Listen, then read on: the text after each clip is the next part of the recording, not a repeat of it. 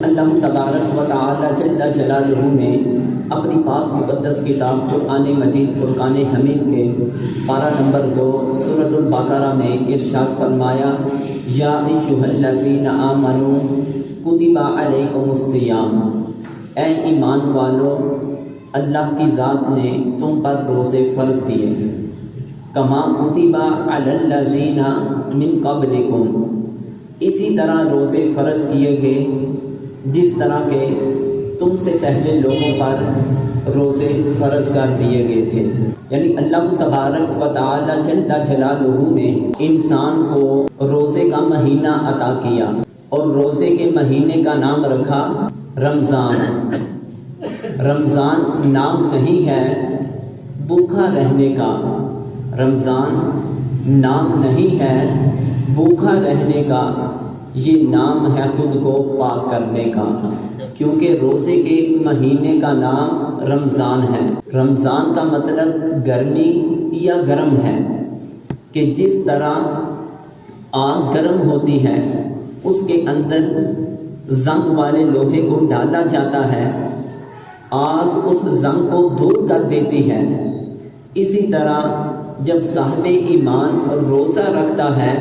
تو روزہ بھی بندے کے گناہوں کو دور کر دیتا ہے۔ اگر وہ لوہا زنگ اس سے دور ہو جائے تو پھر اس کو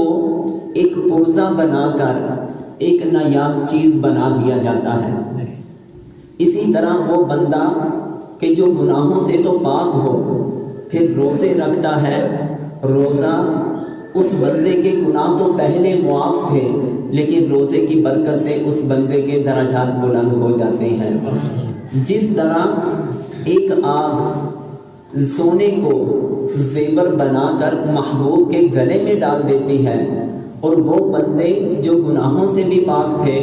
پہلے ہی بلند درجوں پر تھے، جب وہ روزے رکھتے ہیں اللہ تعالیٰ ان کو اپنا قرب عطا فرما دیتا ہے۔ اسی لیے رمضان المبارک کو رمضان بولا جاتا ہے، کیونکہ یہ بندوں کو گناہوں سے پاک صاف کر دیتا ہے۔ فرق نہیں پڑتا کسی موسم کا، فرق نہیں پڑتا کسی موسم کا رمضان کے آگے، فرق نہیں پڑتا کسی موسم کا رمضان کے آگے۔ ہار جائے گی یہ گرمی بھی، ہار جائے گی یہ بھوک پیاس بھی، ہار جائے گی یہ بیماری بھی روزے داروں کے ایمان کے آگے۔ اسی لیے تو فرشتے کہہ رہے ہیں پروردگار سے کہ سورج شکست کھا گیا ہے روزے دار سے، مانگ لو گڑ گڑا کر خدا سے مانگ لو، بندو مانگ لو، بندو مانگ لو گڑ گڑا کر خدا سے مانگ لو، ابھی مغفرت سستی ہے، فرمانے رسول ہے کہ رمضان میں پیارے رب کی رحمت برستی ہے۔ کیونکہ اللہ کے پیارے محبوب علیہ الصلوۃ والسلام کے یہ فرمانے عالی شان ہے، اذا دخل رمضان فتحت ابواب السماء فتحت ابواب الجنہ وغلقت ابواب جہنم وسلسلت الشیاطین فتحت ابواب الرحمہ۔ نبی کریم علیہ الصلوۃ والسلام نے ارشاد فرمایا کہ جب رمضان المبارک کا مہینہ شروع ہوتا ہے، رمضان کی آمد ہوتی ہے، آسمان کے دروازے کھول دیے جاتے ہیں، جنت کے دروازے کھول دیے جاتے ہیں، جہنم کے دروازوں کو بند کر دیا جاتا ہے، اور شیطان اور اس کی جتنی بھی ذریت ہے جو انسان کو نیکی کے کام کرنے نہیں دیتی، ان کو زنجیروں کے اندر رمضان المبارک میں جکڑ دیا جاتا ہے۔ فتحت ابواب الرحمہ، اور اللہ تعالیٰ کی رحمتوں کا مسلسل نزول ہوتا ہے۔ یعنی یہ ماہ مقدس ایسا عظمت والا، ایسا برکت والا مہینہ ہے کہ اس مہینے میں اللہ تعالیٰ کی اس قدر اس قدر رحمتوں کا نزول ہوتا ہے، اس قدر خاص رحمتوں کا نزول ہوتا ہے کہ اس خاص رحمتوں کے صدقے سے جنت کے دروازے کھول دیے جاتے ہیں، جہنم کے دروازوں کو بند کر دیا جاتا ہے۔ پھر اللہ تعالیٰ کی وہ خاص رحمتوں کا اس قدر نزول ہوتا ہے کہ اللہ تعالیٰ کی ذات نے اپنے بندوں کو اپنی عبادت کی توفیق عطا فرمانی ہوتی ہے۔ تو جب اللہ کی ذات نے اپنی خاص رحمتوں کا نزول فرمایا اور بندوں کے لیے اپنے رب کی بارگاہ میں جھکنے کے لیے اس کا ایک بہت بڑا دشمن شیطان تھا جس نے اس کو اپنے رب کی عبادت کرنے سے روکنا تھا، تو اللہ تبارک و تعالی جل جلالہ نے اپنی خاص رحمتوں کا اس قدر نزول فرمایا، اس قدر نزول فرمایا کہ وہ جو لوگوں کو شیطان اور اس کی ذریت لوگوں کو نیکی کے کاموں سے روکنے والی تھی، اللہ کی ذات نے ان کو بھی زنجیروں میں جکڑ دیا اور بندے کو فرما دیا کہ اب میری رحمتوں کا نزول ہو رہا ہے۔ اے میرے بندے، یہ ماہ مقدس رمضان المبارک میں میری اتنی رحمتوں کا نزول ہوگا، اتنی رحمتوں کا نزول ہوگا۔ اے میرے بندے، تو مجھ کو اتنا محبوب ہو جائے گا، تیرا عمل مجھ کو اتنا محبوب ہو جائے گا، اگر تو کوئی نفلی کام کرے گا میں تجھ کو فرض کا ثواب عطا کروں گا، اگر تو ایک فرض کو ادا کرے گا تو میں تجھے 70 فرضوں کے برابر ثواب عطا کروں گا۔ تو جب اللہ تبارک و تعالی جل جلالہ نے بندے کے لیے اتنے سامان مہیا کر دیے، اس کے لیے اتنی چیزیں آسانی کے ساتھ اس کو میسر فرما دی، ہر طرح کی رکاوٹوں کو اللہ کی ذات نے اس بندے سے دور فرما دیا۔ اب پھر ہوتا کیا ہے، جیسے ہی رمضان المبارک کی آمد ہوتی ہے، اللہ کی خاص رحمتوں کا نزول ہوتا ہے، وہ بندے جو فجر کے وقت اٹھنا اپنے لیے بہت پہاڑ سمجھتے ہوتے ہیں، وہ صف اول میں آ کر مسجدوں میں نماز پڑھ رہے ہوتے ہیں، وہ بندے کہ جن کے لیے فجر کی نماز پڑھنا دشوار ہو جاتا ہے، وہ فجر کی اذان سے پہلے اٹھ کر تہجد کی نماز ادا کر رہے ہوتے ہیں، وہ فجر کی نماز سے پہلے اٹھ کر سحری کر رہے ہوتے ہیں، وہ درود پاک کی تسبیحات کر رہے ہوتے ہیں، اپنے رب کی بارگاہ میں توبہ استغفار کر رہے ہوتے ہیں، فجر کی نماز پڑھتے ہیں تو کچھ دیر اگر آرام کرنا ہو تو آرام کرتے ہیں، پھر رزق حلال کے لیے جاتے ہیں تو ان کے ذہن میں دل و دماغ میں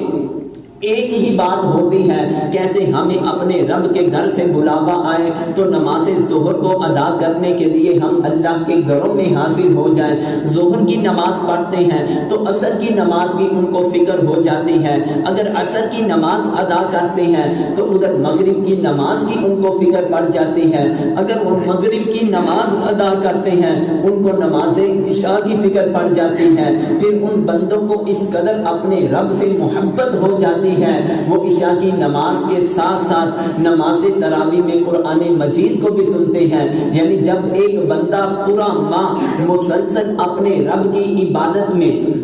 گزارتا ہے، تمام کے تمام اعمال اپنے رب کو خوش کرنے کے لیے کرتا ہے، تو پھر اللہ تبارک و تعالی جل جلالہ کی طرف سے آخر خود بندے کو اللہ کی طرف سے کیا انعام ملتا ہے۔ اللہ کے محبوب علیہ الصلوۃ والسلام فرماتے ہیں کہ جب رمضان المبارک کی آخری رات ہوتی ہے، اللہ تبارک و تعالی جل جلالہ میرے تمام کے تمام امتیوں کی بخشش فرما دیتا ہے۔ صحابہ رضی اللہ تعالی عنہم نبی کریم علیہ الصلوۃ والسلام کی بارگاہ میں عرض کرنے لگے، اے اللہ کے محبوب علیہ الصلوۃ والسلام، جو رمضان المبارک کی آخری رات میں اللہ کی ذات آپ کی امت کی بخشش فرما دیتا ہے، کیا یہ شب قدر ہے؟ نبی کریم علیہ الصلوۃ والسلام نے فرمایا یہ شب قدر نہیں ہے، بلکہ یہ میرے وہ امتی ہیں کہ جنہوں نے ماہ رمضان المبارک کے روزے رکھے، قرآن مجید کی تلاوت کرتے رہے، نماز تراویح کو ادا کرتے رہے، جو رمضان کے ظاہری باطنی حقوق تعلق تھے ان کو ادا کرتے رہے تو اللہ تبارک و تعالی جل جلالہ اپنے بندوں کے عمل سے اتنا خوش ہوا کہ ابھی رمضان کی آخری رات آتی ہے اللہ تعالیٰ کی ذات مرنے سے پہلے ہی ان کی بخشش فرما دیتا ہے۔ اسی لیے تو کسی نے کیا خوب کہا ہے، اے ماہ رمضان آہستہ چل، اے ماہ رمضان آہستہ چل، ابھی کافی قرض چکانا ہے، اے ماہ رمضان آہستہ چل، ابھی کافی قرض چکانا ہے، اللہ کو کرنا ہے راضی اور گناہوں کو بخشوانا ہے، اللہ کو کرنا ہے راضی گناہوں کو بخشوانا ہے۔ کچھ خواب ہیں جن کو لکھنا ہے اور تعبیروں کو پانا ہے، اپنے کچھ آنگنوں میں خوشیوں کے دیپ جلانے ہیں، کچھ تو توبہ کرنا باقی ہے اور رب کو ہم نے منانا ہے، جنت کا کرنا ہے سودا، جہنم سے خود کو بچانا ہے، اے رمضان آہستہ چل، ابھی کافی قرض چکانا ہے۔ تو سامعین محتشم، اللہ تبارک و تعالی جل جلالہ نے قرآن مجید میں ارشاد فرمایا، یا ایھا الذین آمنوا کتب علیکم الصیام، اے ایمان والو تم پر روزے فرض کیے گئے، کما کتب علی الذین من قبلکم، جیسا کہ تم سے پہلے لوگوں پر روزے فرض کیے گئے تھے۔ پہلی امت کی کیوں مثال دی؟ پہلی امت کی مثال رب تعالیٰ کی ذات نے اس لیے دی تاکہ یہ روزے ہم اپنے اوپر بوجھ محسوس نہ کریں۔ جب انسان اپنے کسی مریض کو ہاسپٹل یا کسی کلینک میں لے کے جاتا ہے تو دل میں بڑا مایوس ہوتا ہے کہ یہ بڑا تکلیف میں ہے، بڑا تکلیف میں ہے۔ جیسے ہی ہاسپٹل داخل ہوتا ہے اسی طرح کے مریضوں کو اس سے زیادہ حالت خراب میں دیکھتا ہے، کسی کو کم دیکھتا ہے تو اپنے مریض کو دیکھ کر اسے خود بخود صبر آ جاتا ہے، اللہ کا شکر کرنا شروع کر دیتا ہے، کیونکہ دوسروں کی مصیبت کو جب دیکھتا ہے انسان تو پھر اسے اپنی مصیبت کی طرف توجہ جاتی ہے اور اللہ کا شکر ادا کرتا ہے۔ اسی طرح رب تعالیٰ کی ذات نے ہم پر روزے فرض کیے، روزے فرض کر کے رب تعالیٰ کی ذات نے پہلی قوموں کی مثال دی کہ ان پر بھی میں نے روزے فرض کیے، اور ان پر روزے فرض کیوں کیے تھے؟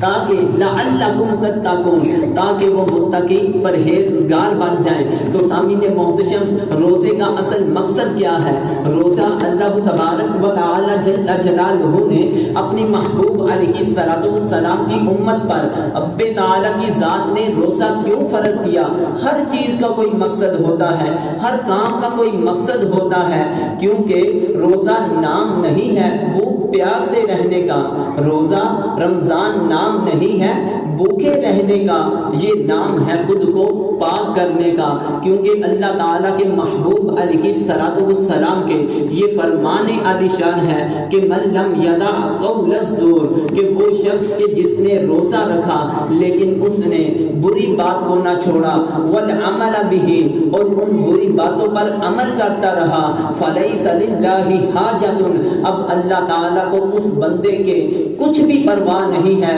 فی ان یدع طعامہ وشرابہ، وہ سارا دن بھوکا رہے، وہ سارا دن پیاسا رہے، اللہ تعالیٰ کو اس کے بھوکے اور پیاسے رہنے کی کچھ بھی پرواہ نہیں۔ اللہ تعالیٰ کی ذات نے ہم پر جو روزہ فرض کیا تھا، روزہ فرض کرنے کا مقصد یہ تھا لعلکم تتقون، اے میرے بندے تو متقی پرہیزگار بن جائے، تیرے دل میں ایک رب کا ڈر اور خوف پیدا ہو جائے۔ میں نے صرف تجھے متقی پرہیزگار بنانے کے لیے اپنی رحمتوں کے دروازوں کو کھول دیا، میں نے آسمان کے دروازوں کو کھول دیا، میں نے تجھے متقی پرہیزگار بنانے کے لیے جنت کے دروازوں کو کھول دیا، میں نے جہنم کے دروازوں کو بند کر دیا۔ اے میرے بندے، میں نے تجھے متقی پرہیزگار بنانے کے لیے جو شیطان سے ان کو میں نے زنجیروں کے اندر جکڑ دیا کہ تم متقی پرہیزگار بن جائے، رمضان المبارک کے اندر تیرے اندر نیکیوں کا جذبہ اس قدر پیدا ہو جائے، تیرا تصور یہ پیدا ہو جائے کہ میرا رب مجھ کو دیکھ رہا ہے، میرا رب مجھ کو دیکھ رہا ہے، اور حقیقت میں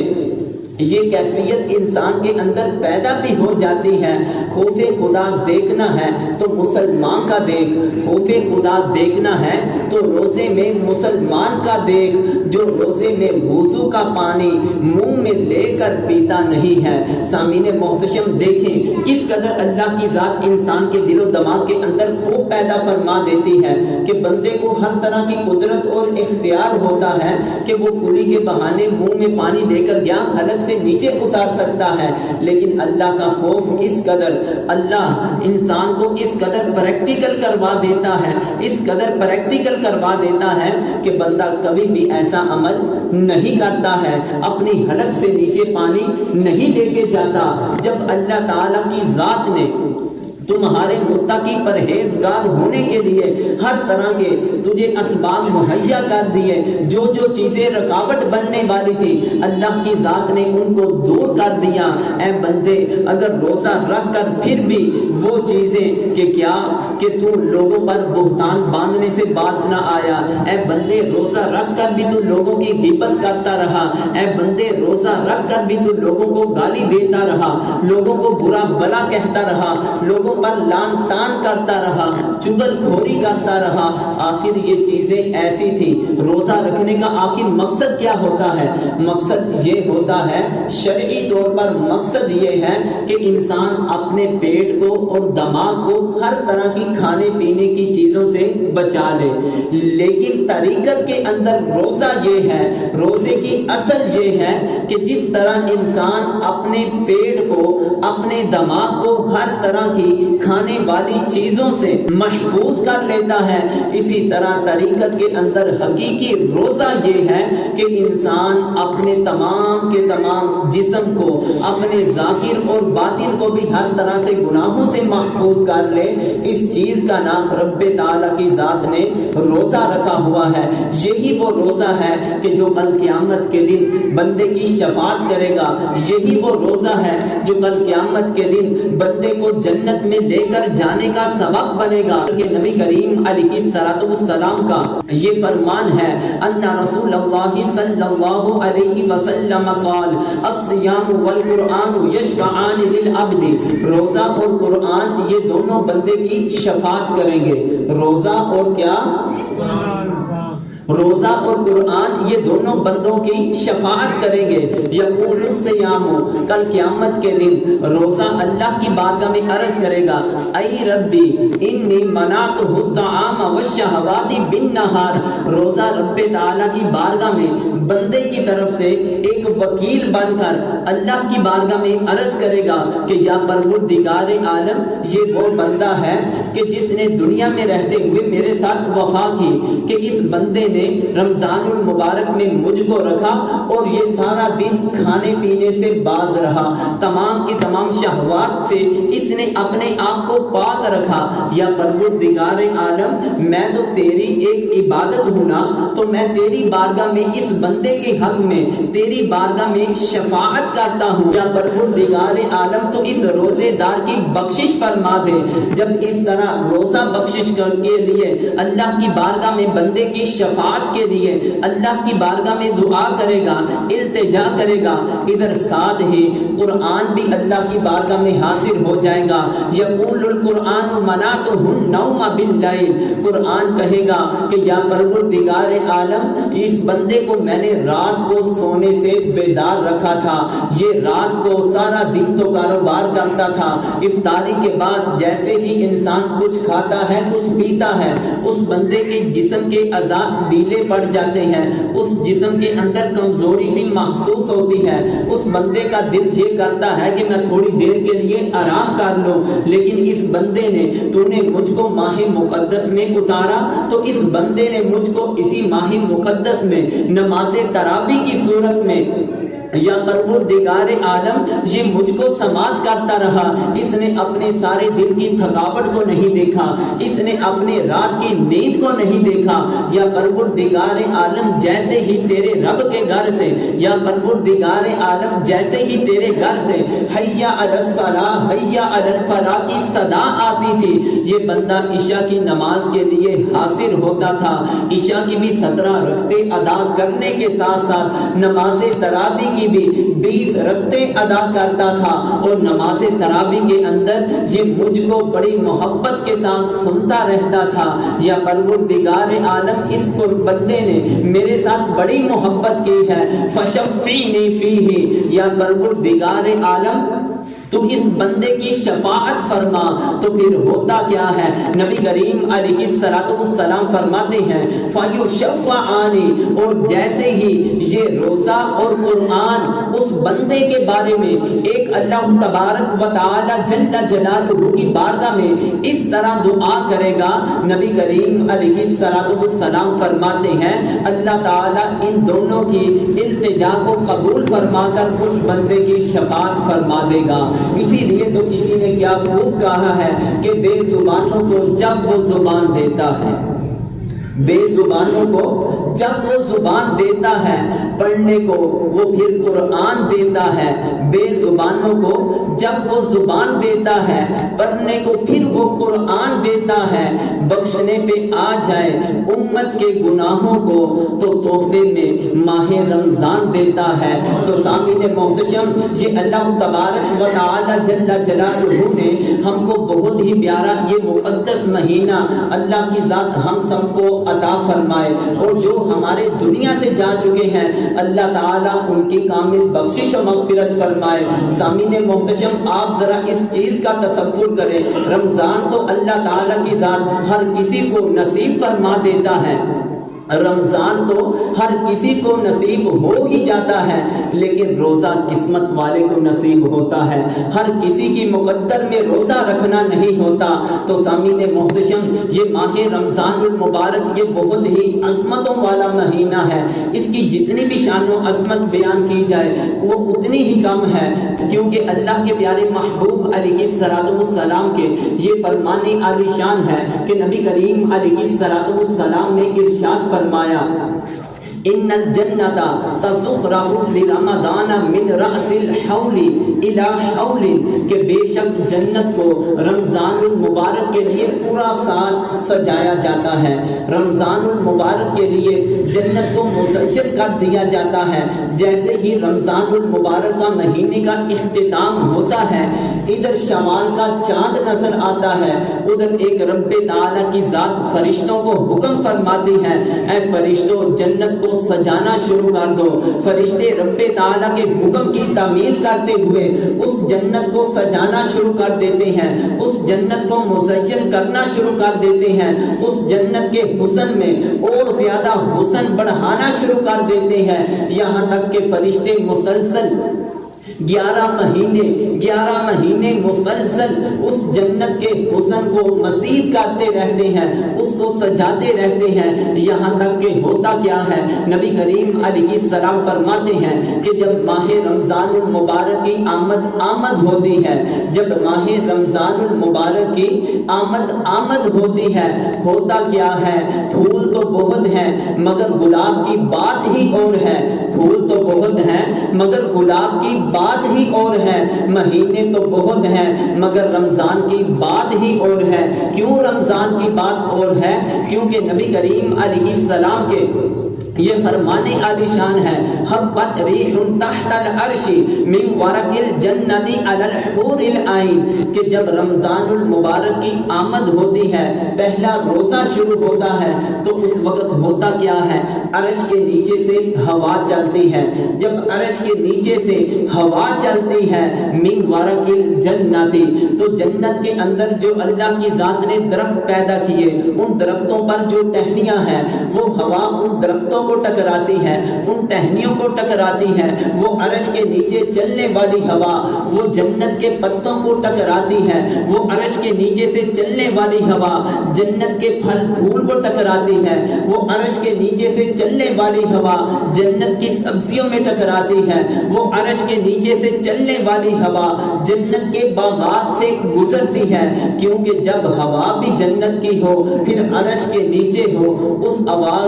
ہوا کے اندر کتنی پاکیزگی ہوگی، اس ہوا کی خوشبو کتنی دل کو میٹھا کر دینے والی ہوگی، دل کو کتنا تسکین پہنچا دینے والی ہوگی۔ پھر وہی ہوا جب جنت کے باغوں سے گزرے گی، پھر اس کی خوشبو کے اندر اور زیادہ لذت محسوس ہوگی، یہاں تک کہ اللہ کے محبوب علیہ السلام فرماتے ہیں وہ ہوا چلتی ہے علی الحور العین، وہ حور عین تک پہنچتی ہے، یعنی جنت کے اندر اللہ کی ذات نے حوروں کو پیدا کیا ہے، وہ بندوں کے لیے رکھا ہے، اور جیسے ہی یہ ہوا چلتی چلتی جو رمضان المبارک کے پہلے دن چلتی ہے، وہ ہوا حور عین تک پہنچتی ہے، ان کو یہ ہوا محسوس ہوتی ہے، اسی وقت رب تعالیٰ کی بارگاہ میں کہہ اٹھتی ہیں کہ مولا یہ ہوا بتا رہی ہے کہ زمین پر رمضان آ گیا ہے، زمین پر رمضان آ گیا ہے، یہ ہوا بتا رہی ہے کہ مرحبا مرحبا صد مرحبا پھر آمد رمضان ہے، مرحبا مرحبا صد مرحبا پھر آمد رمضان ہے، کھل اٹھے مرجائے دل تازہ ہوا ایمان ہے، دل میں خوشیوں کا پھر پیغام آ رہا ہے، دل میں خوشیوں کا پھر پیغام آ رہا ہے، مبارک ہو مومنوں پھر سے رمضان آ رہا ہے۔ جب حور عین تک یہ پیاری پیاری ہوا، یہ خوشبو والی ہوا ان تک پہنچتی ہے تو حور عین اللہ کی بارگاہ میں کیا دعا کرتی ہیں، اللہ کی بارگاہ میں عرض کرتے ہیں یا رب اجعل لنا من عبادک ازواجا،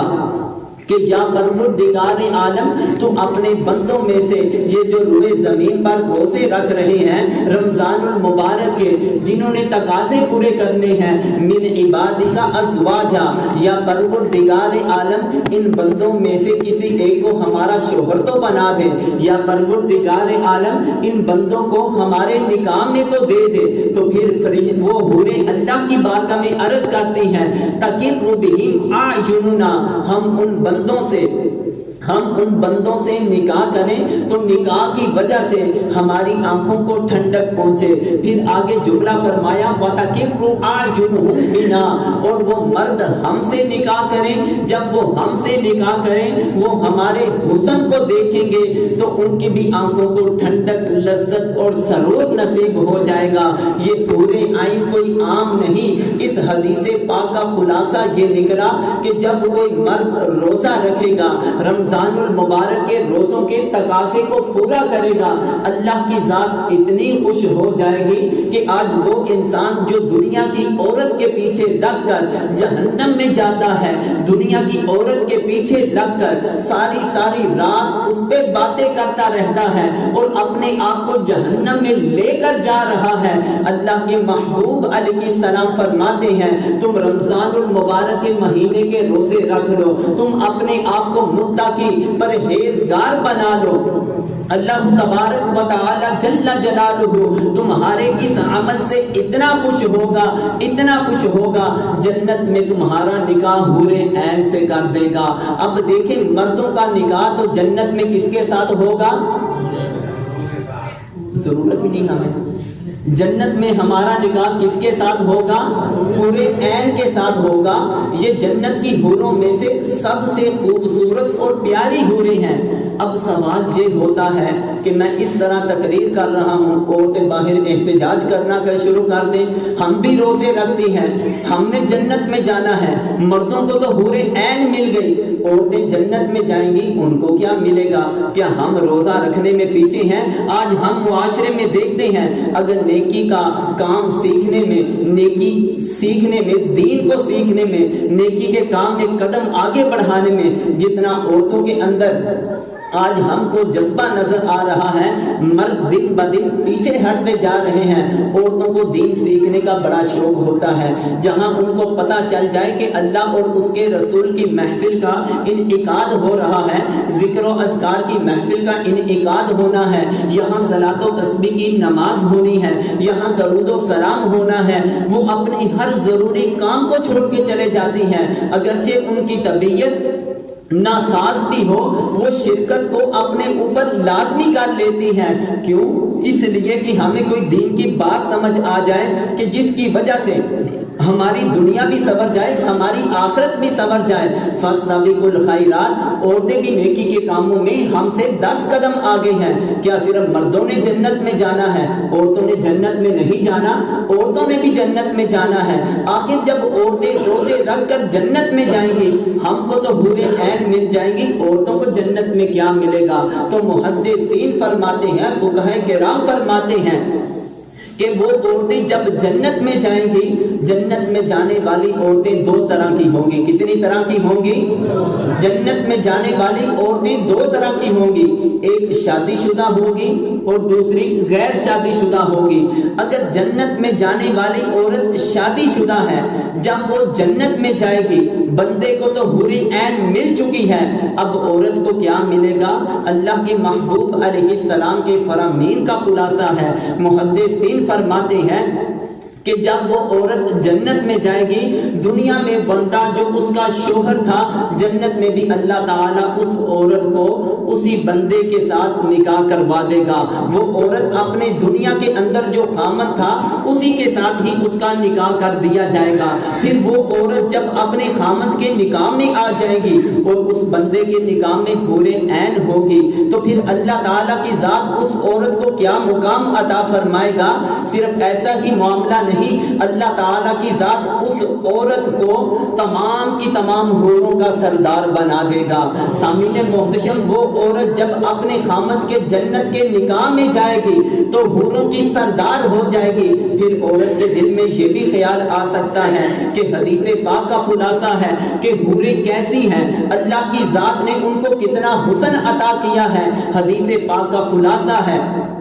کہ اگر حور عین کوئی جنت کی ایک حور ہی اپنے ہاتھ کی ہتھیلی کو ایسے زمین کی طرف کریں تو اس کے ہاتھ کی ہتھیلی کا اتنا حسن ہے کہ اللہ تعالیٰ کی مخلوق جب ان کے ہاتھ کی ہتھیلی کو دیکھیں گے تو وہ فتنے میں مبتلا ہو جائیں گے۔ ادھر دیکھا نا، لڑکے کسی لڑکی کے حسن کو دیکھتے ہیں کس طرح فتنے میں مبتلا ہو جاتے ہیں، ادھر حور کو دیکھا نہیں، صرف وہ اپنی تلی ہی دکھا دے، اپنی تلی ہی دکھا دے، اس قدر حسن ہے کہ تمام کی تمام مخلوق جو ہے وہ فتنے میں مبتلا ہو جائے۔ لیکن جو اس کے سر پہ اوڑھنی ہوگی، وہ اوڑھنی کا ایک پلو اگر زمین کی طرف لٹکا دے، وہ اس قدر روشن ہوگا، اس قدر خوبصورت ہوگا کہ سورج کی روشنی اس کے سامنے مدھم پڑ جائے گی۔ جس طرح کے سورج کے سامنے چراغ جلا دیا جائے، کوئی ستاروں کی روشنی ہو، وہ بالکل ختم ہو جاتی ہے، اس کا کوئی محسوس ہی نہیں ہوتا۔ اسی طرح وہ حوروں کا جو ایک چادر کا پلو ہے، اس کا اللہ کی ذات نے اس قدر حسن رکھا ہوا ہے۔ وہ حور عین جو اللہ تعالیٰ کی ذات نے جنت میں ہم کو عطا کرنی ہے، وہ عورتوں کا حسن اللہ کی ذات نے اس قدر رکھا ہے۔ حدیث پاک کا خلاصہ ہے کہ جب وہ بندہ حور عین کی پیشانی کو دیکھے گا، آئینے کے اندر، شیشے کے اندر اپنا اس کو چہرہ اتنا صاف نظر نہیں آئے گا جتنا اس عورت کی چمکتی ہوئی پیشانی کے اندر اس کو اپنا چہرہ دکھائی دے گا۔ تو عورت کے دل میں خیال آئے گا کہ مرد کے نکاح کے اندر، جنت کے اندر حور عین دے دی جائیں گی، اتنا حسن کہ وہ شوہر کے نکاح میں ہم چلے گئی تو وہ ہماری طرف اتنی حسین عورتیں ہونے کی وجہ سے ہماری طرف کیسے دیکھے گا۔ لیکن عورتوں کو پریشان نہیں ہونا چاہیے۔ اللہ کے محبوب علیہ السلام کے فرامین کا خلاصہ ہے، محدثین فرماتے ہیں کہ اللہ تبارک و تعالی جل جلالہ وہ جو خامند کو دنیا کی بیوی جنت میں عطا کر دے، اس کو حوروں کا سردار بنا دیا، اللہ تبارک و تعالی جل جلالہ اس عورت سے اتنا خوش ہوگا، حور عین سے بھی بڑھ کر اس کو حسن عطا فرما دے گا۔ پھر دوسرے نمبر پر وہ عورت جنت میں جائے جو شادی شدہ نہیں ہے، یا شادی شدہ تو ہے، اس کا شوہر جنت میں نہ جا سکا، آخر وہ جنت میں جائیں گی، ان کے شوہر تو ہے نہیں، آخر وہ جنت میں جا کر کیا کریں گی؟ تو حدیث پاک کا خلاصہ ہے، محدثین فرماتے ہیں، فقہاء کرام فرماتے ہیں کہ وہ عورت جنت میں دیکھے گی کہ کون سا بندہ جس کو بھی دیکھے گی جو اس کے دل کو اچھا لگے گا، جس کی طرف اشارہ کرے گی جو اس کے دل کو پسند آئے گا، اشارہ کرے گی، اللہ تعالیٰ کی ذات اسی وقت ہی اس بندے کے ساتھ اس عورت کا نکاح کروا دے گی۔ اگر جنت کے اندر جتنے بھی بندے ہیں، جتنے بھی انسان ہیں، فرض کریں ان میں سے کوئی بھی اس کو پسند نہیں آتا تو اللہ تعالیٰ اس عورت کی حسرت کو دور نہیں فرمائے گا، بلکہ اللہ تعالیٰ کی ذات جنت میں ایک ایسا مرد پیدا فرمائے گی، اتنا وہ حسین و جمیل ہوگا، اتنا خوبصورت ہوگا کہ جنت میں جتنے بھی مرد ہیں ان کو دیکھ کر اس کا دل مطمئن نہیں ہوا کہ میں اس کے ساتھ نکاح کر لوں۔ اللہ کی ذات ایسا مرد پیدا فرمائے گی، وہ دیکھ کر اس کے حسن پر فریفتہ ہو کر اللہ کی بارگاہ میں عرض کرے گی کہ مولا تو میرا اس کے ساتھ نکاح کروا دے۔ یعنی کہ اللہ تعالیٰ کی ذات نے ماہ رمضان المبارک میں نیک اعمال کرنے کی وجہ سے ہمارے لیے اتنے انعام رکھے ہیں۔ اللہ کی بارگاہ میں دعا ہے ہمیں اس ماہ مقدس کے ظاہری اور باطنی فیوزوں و برکات حاصل کر کے اپنی دنیا آخرت کو سنوارنے کی توفیق عطا فرمائے۔